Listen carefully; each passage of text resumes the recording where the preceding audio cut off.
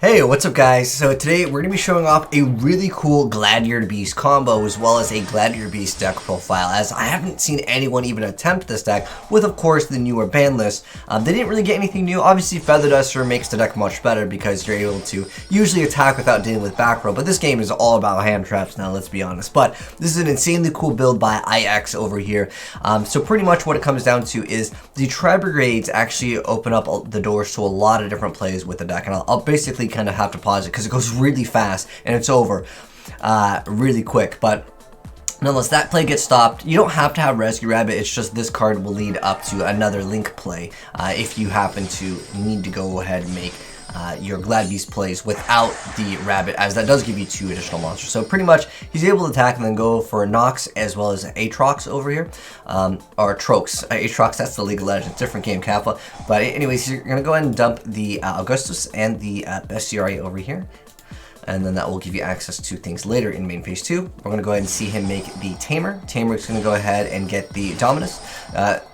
Dominus is going to be able to go ahead and negate anything, but don't worry, even though we're making, this is what you would usually go for your bread and butter plays if you don't happen to go ahead and go second and you need to get the attack and tag out for other things. But anyways, you're going to see the Test Panther go ahead and add this card specifically, the Gladiator Beast Comeback. This is not a once per turn effect, by the way, which makes this so strong. So this card over here is going to bring back Tamer Editor. Tamer Editor will not be a once per turn also. And in fact, when I was watching this live, this guy was complaining about Gladiator Beasts in 2020. Imagine about that. But then, like, it is pretty insane that this is not a once per turn. This is not a once per turn either.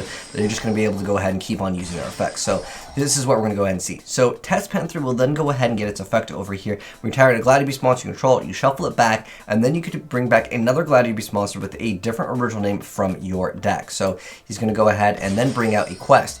Equest then re-adds back the comeback that you already added technically for free, anyways, with the first play with the Test Panther. And then we're going to go ahead and see the newer card, Cross Sheep, which all this works so well with Tri-Brigades too, because that deck limits you to Beast, Wing Beast, Beast Warrior. So then we see Gladiator's comeback activated once again, bringing back the Tamer Editor to actually bring back the other, technically you get not only Bestiary because you summon a fusion monster, but then Tamer Editor will bring back, of course, another card. And in this case, we're going to go ahead and see the Dom over here. And then we can go ahead and make Appaloosa. Appaloosa will then have a bunch of extra negations. And then in this instance, since he has another comeback over here, he can go ahead and bring back the Tamer Editor, bring back the Geysaris over here. So with this play, technically if you're going second and you don't use your battle phase, if you do this first, like, it might require you to have Test Tiger to go ahead and tag out for, of course, those plays earlier on, because we did use the battle phase for this. But giving access to being able to pop 2 cards, and then you'd have 4 negates over here. But that's not it. But wait, there's more. We're going to go ahead and see him, of course, go for Tamer Editor once again, and then bring out another Dom, even though we've went through that several times. And then he's going to go ahead and bring out the Samorg, and you guys already know this card is going to go ahead and be a little lockdown, only allowing people to special summon wind monsters over here. So that's the play. So you essentially have, with this play, he played through one, well, technically the guy had Valor and Ash, but he tactical talents him. So anyways, he dealt with those 2 cards, and then on top of that, he's able to go ahead and establish a pop 2 with the Geysaris. Then he has 3 negates with this. This is a 4th negate, and the opponent can only summon wind monsters via special summoning. So that pretty much locks him out of playing the game. So that's a pop 2, negate 4, and only special summoning after the opponent also happened to have 2 hand traps in their hand. Technically, Tactical Talents knocked the other one out. But yeah, that was an insane play by Gladiator Beast. And keep in mind, Gladiator Beast, depending on what your opponent has as hand traps, they may not be able to utilize them, as Gladiator Beast will be tagging out during the battle phase.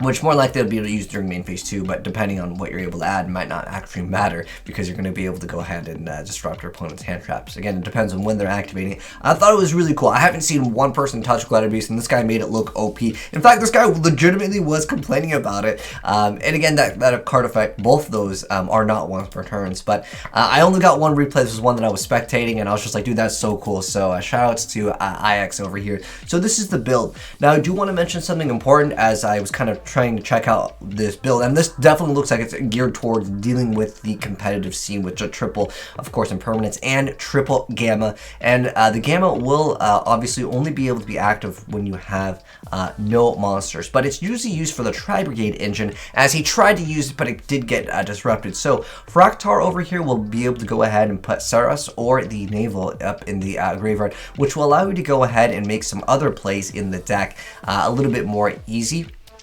as Test Panther only requires including a Gladiator Beast monster. So keep in mind, you don't have to go for double of them. Obviously, the Rescue Rabbit allowing you to go for the instant access to your plays can be quite great, as just lets you go ahead and special summon those normal monsters. In this case, we just got 2 of them, but it's, I don't know, maybe you could go ahead and play 3. I don't think it would be that bad, just in case you draw one, because they can only be summoned from the deck. But keep in mind that the Tri-Brigade engine over here doesn't really hurt you at all. But I'll go ahead and give you guys a deck profile over here, and I'll give you the YDK as well.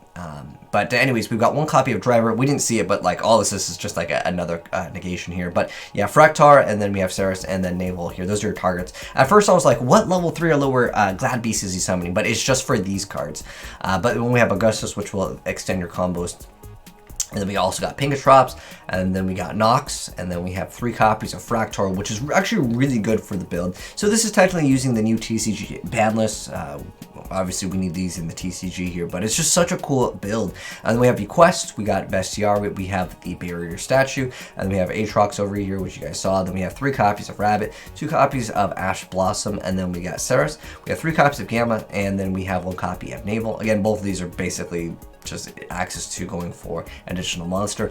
And then we happen to have Feather Duster. We have 3 copies of Comeback, which if you just need like really 1 copy of this to pop off with this deck, which is really weird that, yeah, it's not a once per turn. It also has another bonus effect where it can't be destroyed by battle, but it's usually just, if it was a quick play, then that would make more sense, because then you're able to special summon the Glad Beast, then it can't be destroyed by battle, then it tags out.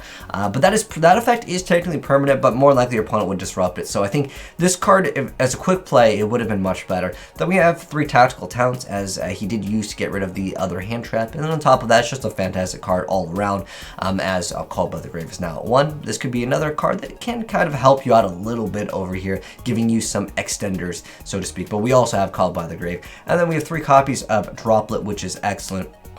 Being able to go ahead and dump those Gladiator Beasts into the grave will give you instant access to your comeback. So this is actually how you can go for your combos if you don't happen to have Rabbit, or if you don't happen to have the Fraktar. This is another alternative to it, as this deck is definitely more oriented around, I would say, going second. And then we have 3 copies of Tenki for more consistency over here, and then we have 3 copies of Impermanence because, well, the card is good. And then as far as the extra deck goes, we got 2 copies of Dom, 1 copy of Heraclinos, which this used to be the old school, like Heraclinos Chariot was like the old school, like negate everything. Then we have 2 copies of Tamer Ender, we have the 1 copy of Kaisaris, we have Access Code Talker, we have a Alpaloosa, and then we have Samork to lock our opponent out, and then we have the Tri-Brigade Lugal, and then we have the Gladiator Beast Draxias over here, and then we have the Tri-Brigade Field, the Fruitless Flower, 2 copies of Test Panther, and the Cross Sheep, which brought back the Bestiario, allowing us to go ahead and make those plays. I thought it was really cool to see Gladiator Beasts, and if you guys like Gladiator Beasts, drop a like on this video, as I wanted them to come back. I felt like, for me as a Yu-Gi-Oh player, Gladiator Beasts, I learned more from this deck than really any other deck, especially back in the day when you actually played Chariots and stuff, and card advantage meant things. It's just, you guys definitely shifted up. But anyways, thanks for tuning in, guys. Hopefully you enjoyed the video, and if you did, and you are new here, make sure you guys subscribe and turn on the bell so you don't miss out on more cool Yu-Gi-Oh decks like Gladiator Beasts in 2020.